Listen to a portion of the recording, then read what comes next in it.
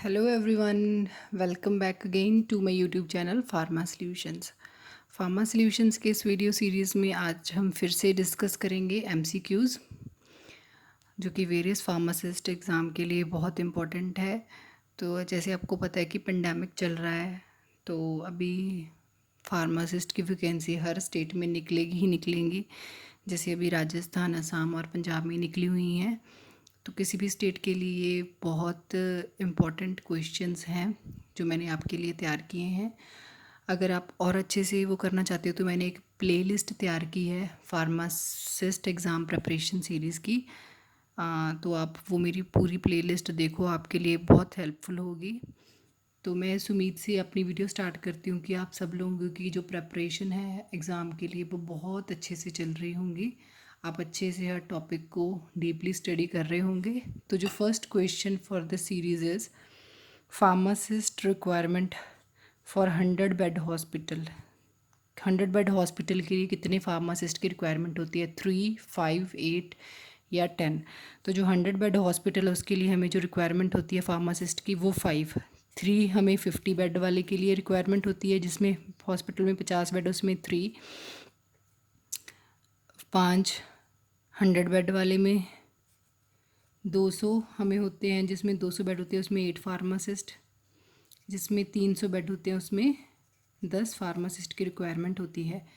Next is urine colour में change with the use of drug. किस drug के साथ इनमें से अगर हम लेते हैं तो जो हमारा यूरिन कलर है वो चेंज हो जाता है? डाइज़िपाम, फेरस सल्फेट, फिनाज़ोपिरिडिन या none of the above.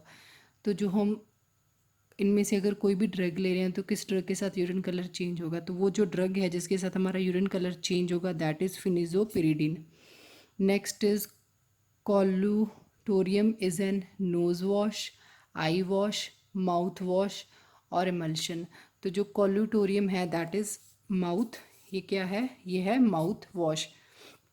Nose wash में आता है कोलिनीरियम, आई वॉश इज़ कोलिरियम।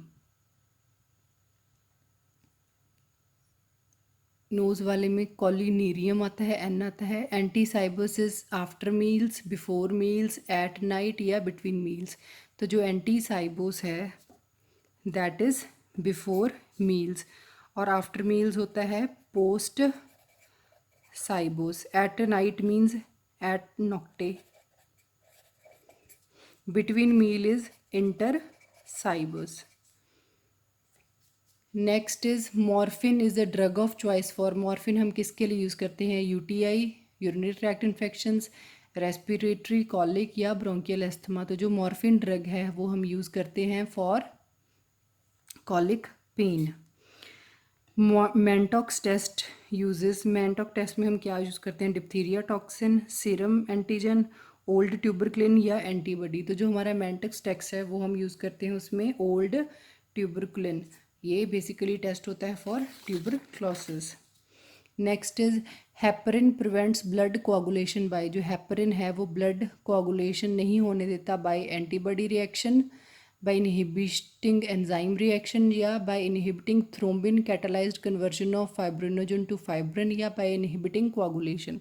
तो जो हेपरिन है वो कैसे काम करता है? हेपरिन का जो मैकेनिज्म ऑफ एक्शन ये है वो करता है थ्रोम्बिन को इनहिबिट करता है, जिसके कारण जो हमारा फाइब्रिनोजन है वो फाइब्रिन में कन्वर्ट नहीं होगा।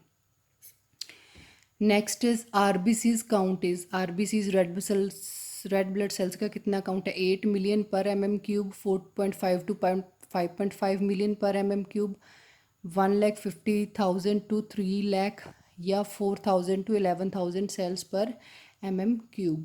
तो जो हमारा आरबीसीज है उसका काउंट है दैट इज़ 4.5 to 5.5 मिलियन पर mm3।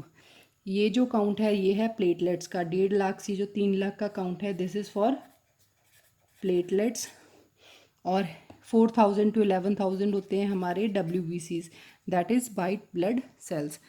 नेक्स्ट जो क्वेश्चन है that is mechanism of action of rifampicin is. जो रिफेम्पिसिन है उसका मैकेनिज्म ऑफ एक्शन क्या है?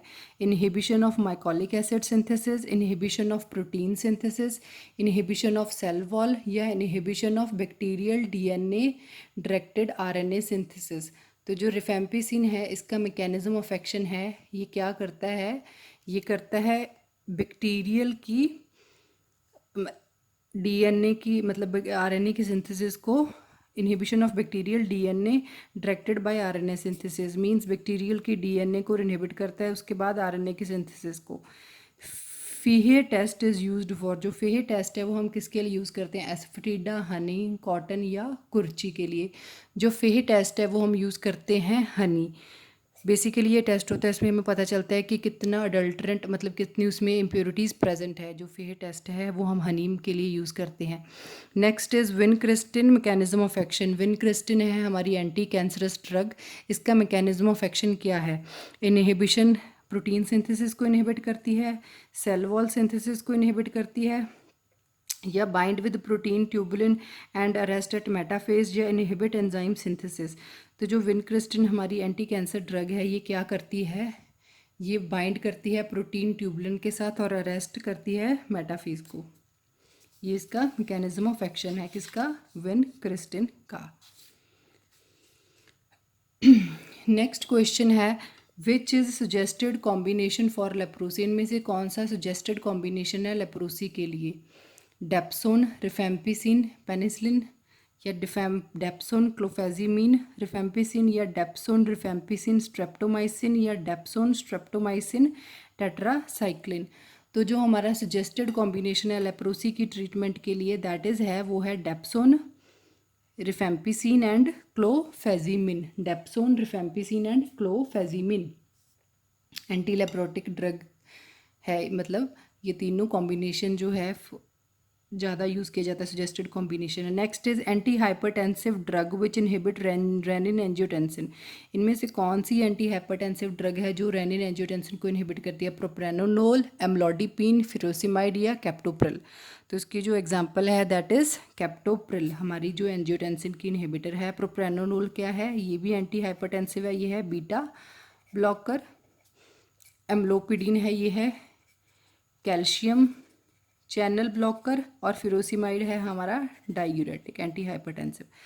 एडिसन डिजीज़ क्या है, ये फंगल डिजीज़ है, state of psychic and physical dependence होती है इसमें, अ deficiency of adrenal cortex with weakness, anaemia and hypotension, या इसमें ऑटोटॉक्सिसिटी होती है। तो एडिसन डिजीज़ में क्या होता है, ये एड्रीनल कॉर्टेक्स की डेफिशिएंसी है। एडिसन डिजीज़ क्या है, एड्रीनल कॉर्टेक्स की डेफिशिएंसी है जिसमें वीकनेस, एनीमिया और हाइपोटेंशन होती है। Next is adverse effect of rifampicin. Is rifampicin का एडवर्स इफेक्ट कौन सा है, ग्रे बेबी सिंड्रोम है, डिस्कलरेशन ऑफ टीथ है, जॉन्डिस है, या ऑटोटॉक्सिसिटी है।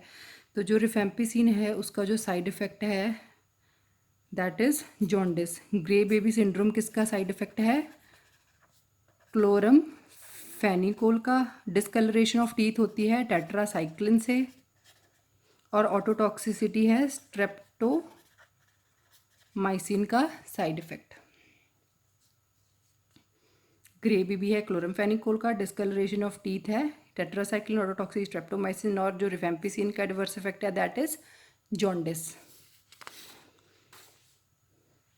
नेक्स्ट जो क्वेश्चन है, cushion syndrome is over production of cortisol, decreased production of cortisol, inflammatory bowel disease, या हाइपरथायराइडिज्म। तो जो हमारा कुशन सिंड्रोम हो that is over production of cortisol, इसमें जो कॉर्टिसोल है उसका ओवर प्रोडक्शन होती है। और एडिसन डिजीज़ में क्या होती है, इसमें कॉर्टिसोल की डिक्रीज प्रोडक्शन होती है। हाइपरथायराइडिज्म को हम बोलते हैं Graves disease. Next is Crohn's disease. इसमें क्या होता है, decrease in alkali content, inflammatory bowel disease, excess of calcium होता है, या हाइपरथायराइडिज्म। तो जो क्रोहन डिजीज़ है it is an inflammatory bowel disease. Crohn disease क्या है, इन्फ्लामेटरी बाउल डिजीज़। हाइपरथायराइडिज्म तो बता ही दिया मैंने पिछले वाले में, ग्रेव्स डिजीज़ है। Next is procainamide. प्रोकेनामाइड क्या है, calcium channel blocker, potassium channel blocker, sodium channel blocker, या बीटा 2 रिसेप्टर ब्लॉकर। तो जो प्रोकेनामाइड है this is sodium channel blocker. Next is lovastatin. Lovastatin क्या है, fibric acid derivative, anti hypertensive है, HMG coenzyme A reductase inhibitor है या bile acid sequestrant है। तो जो हमारा लोवास्टैटिन है ये क्या है, ये है HMG कोएंजाइम रिडक्टेज इनहिबिटर। और जो बाइल एसिड सिक्वेस्ट्रेंट है इसकी एग्जांपल है क्लोस्टेरिमिन। फिब्रिक एसिड डेरिवेटिव में क्लोफिब्रेट, फिनोफिब्रेट आ जाते हैं। एंटी हाइपरटेंसिव में propranolol, diuretic drugs, captopril, fosinopril, ramipril, ये सब एंटी हाइपरटेंसिव ड्रग्स में आ जाते हैं। Next question is ethanol and paracetamol combination interaction causes. अगर हम इथेनॉल और पैरासीटामोल की इंट्रैक्शन यूज़ कर रहे हैं, मतलब कॉम्बिनेशन यूज़ कर रहे हैं, तो इसकी इंट्रैक्शन से क्या होगा? क्या थेराप्यूटिक इफेक्ट पैरासीटामोल का डिक्रीज़ हो जाएगा इथेनॉल की वजह से, या हेपेटोटॉक्सिसिटी बढ़ जाएगी अगर इन दोनों ड्रग्स को यूज़ कर रहे हैं, या इन दोनों का एक्शन इंक्रीज़ हो जाएगा या रिड्यूस्ड, या इसके साथ क्या होगा, पैरासीटामोल की जो एलिमिनेशन है वो कम हो जाएगी। तो अगर हम इन दोनों का कॉम्बिनेशन यूज़ कर रहे हैं तो जो इंटरेक्शन होगी दैट इज़ हेपेटोटॉक्सिसिटी बढ़ जाएगी, enhanced hepatotoxicity. Hepato is related to liver, liver में टॉक्सिसिटी बढ़ जाएगी। तो ये है इसका मतलब इनके कॉम्बिनेशन का साइड इफ़ेक्ट। तो आई होप कि आपको ये मेरा वीडियो अच्छा लगा होगा। तो अगर आपको ये मेरा वीडियो अच्छा लगा है तो प्लीज़ मेरी इस वीडियो को लाइक करें, इसे अपने फार्मेसी फ्रेंड्स के साथ शेयर करें, और प्लीज़ मेरे चैनल को सब्सक्राइब करें, और प्लीज़ लाइक भी ज़रूर कीजिए और सब्सक्राइब भी ज़रूर कीजिए, और अच्छे से देखें। और अच्छे से पढ़ना है तो मैंने एक वीडियो प्लेलिस्ट सीरीज़ क्रिएट की है फार्मासिस्ट एग्ज़ाम के लिए, वो आप सारी जाके देख सकते हैं। Thank you for watching my video.